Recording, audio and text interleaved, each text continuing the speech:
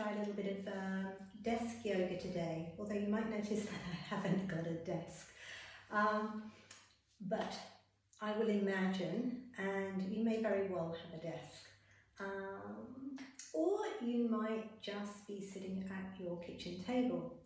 Either way, this will be a great practice to do.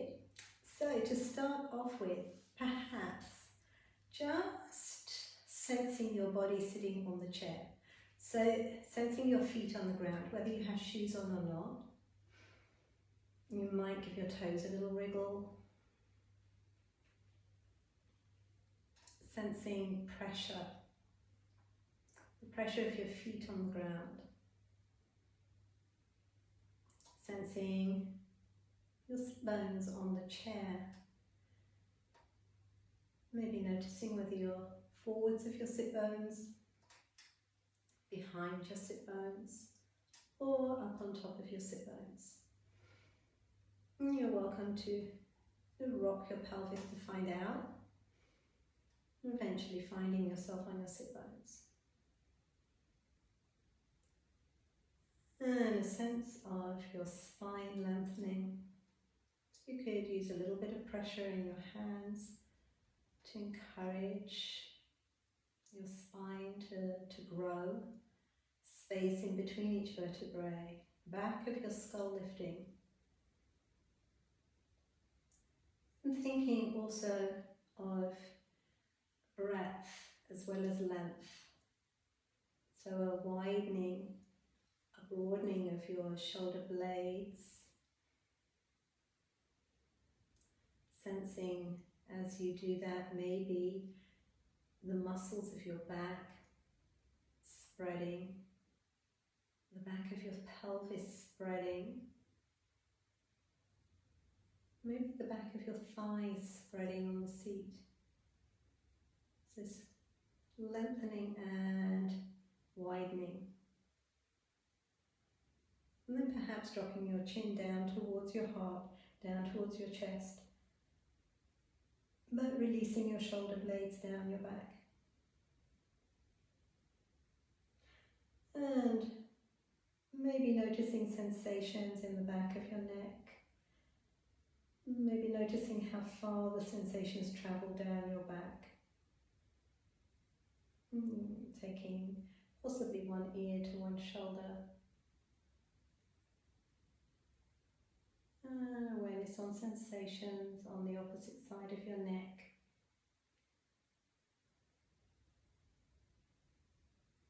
Taking your chin down towards your heart and other ear to other shoulder.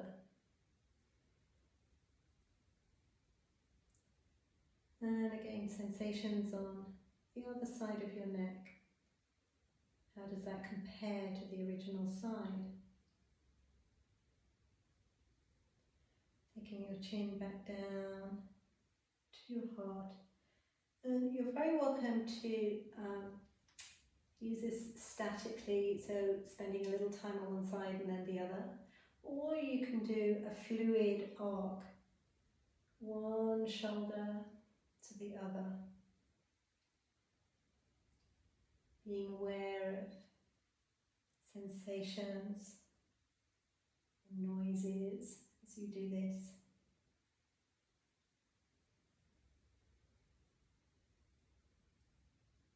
You could also take your head across the back of your shoulders into a full circle, if that feels good for your body.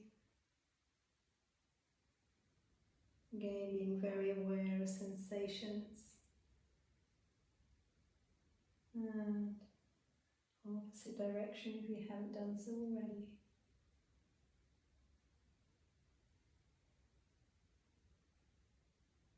And coming to a halt and lifting. And perhaps rolling your shoulders. So it could be one then the other, or both together. Awareness on sensations. Maybe changing the direction.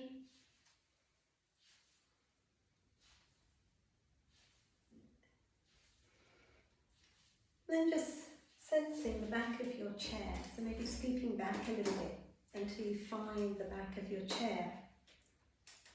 Keeping your spine long and almost imagining if the chair back were to grow as high as your head, reaching the back of your skull into the back of the chair, so like a headrest. And then how does that feel for your head? And just almost taking an internal snapshot of chin drawing back. I think there's almost an epidemic at the moment of people jutting their heads forwards. I think it's too much time on Zoom. Okay. So from here, just coming forwards a little bit, so you've got a bit more space to play with, and lifting one arm up, rooting down through that sit bone as you reach over. Maybe noticing your breath in that lung.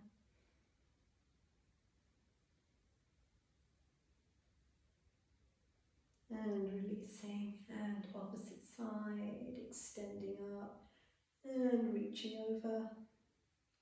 Being aware that your lower ribs are in neutral, pelvis is in neutral.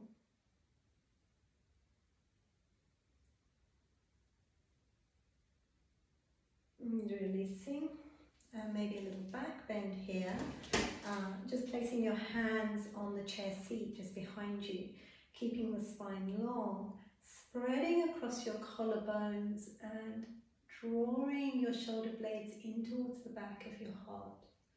As your heart lifts towards the sky, turning your face to the sky, being aware of your breathing, tailbone drawing down like a taproot. And releasing. Good. Let's see. Turning sideways onto your chair and a little twist here. So taking one hand behind you, making sure that your knees stay level, using perhaps your inhale to encourage length through your spine, and as you exhale, turning your navel, turning your heart, turning your back shoulder,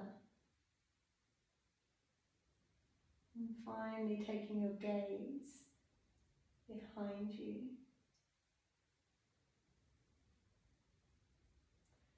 And a sense of not over-striving, it's a softening and allowing the twist to unfurl.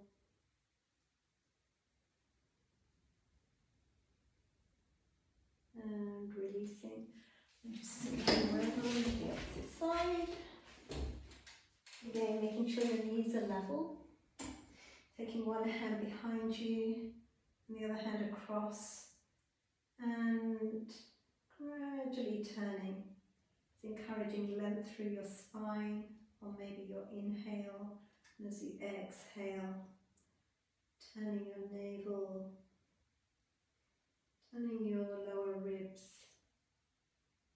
turning your heart space, turning your back shoulder. And maybe taking your gaze behind you.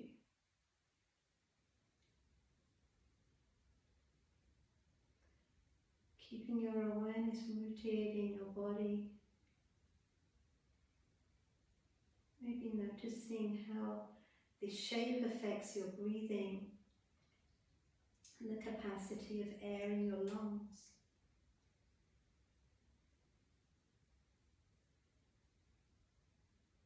And when you're ready, releasing. And coming forwards. So, let's see, turning.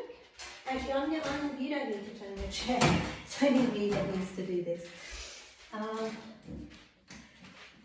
So imagining that there was a table in front of me, okay? So you guys can actually rest your elbows on your table.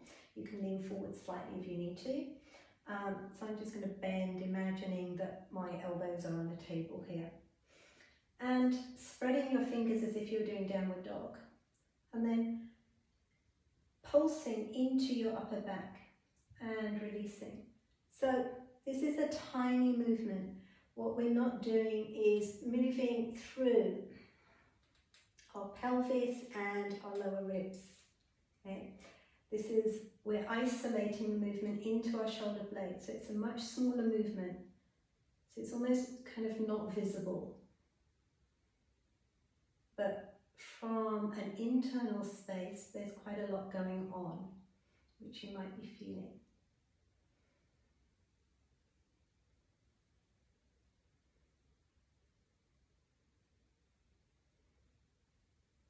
Okay, and releasing here. So, a couple of options.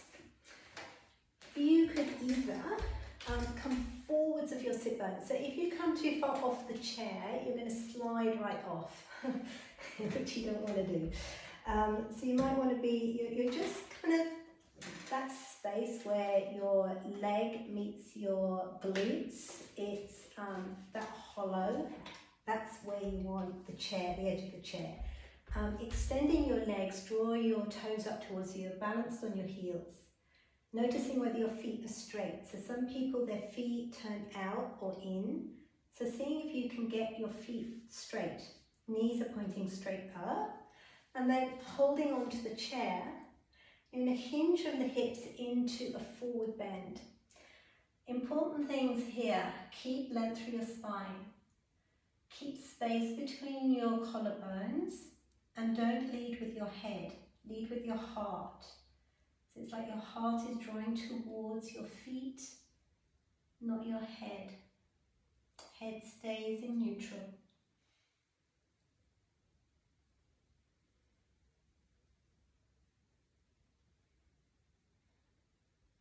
So you're super welcome to stay here and just continue with this. I'm just going to show you one other thing that you could do instead of this or in addition to. So this is like a chair version of downward dog. So walking your feet back until your feet are right under your hips. So your legs want to be vertical. And then from that space, lengthening your spine, hands on the sides of the chair, and tailbone draws back to the wall behind you, your sternum, heart draws forwards towards the chair. There's a broadening of your shoulder blades, collarbones, and your ears stay in line with your arms. And there's a sense of softening your shoulder blades into your back, but not at the expense of your lower ribs. This is a lovely way to expand both the backs of your legs and your back and your spine all at the same time.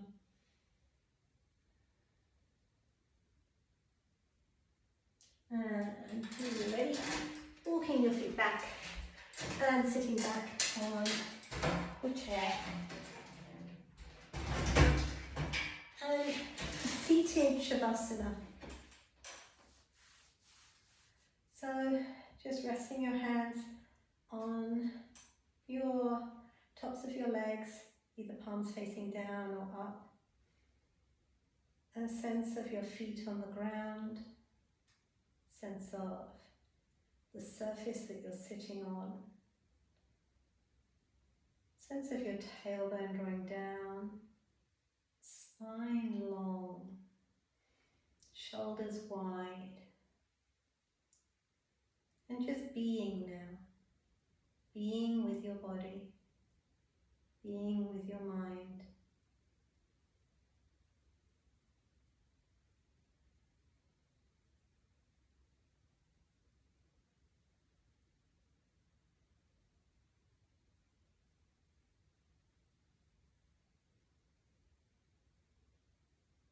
You're welcome to stay for a little bit longer. if you're coming out now, maybe an acknowledgement of what those few postures have done for your body and your mind. Thank you very much. Namaste.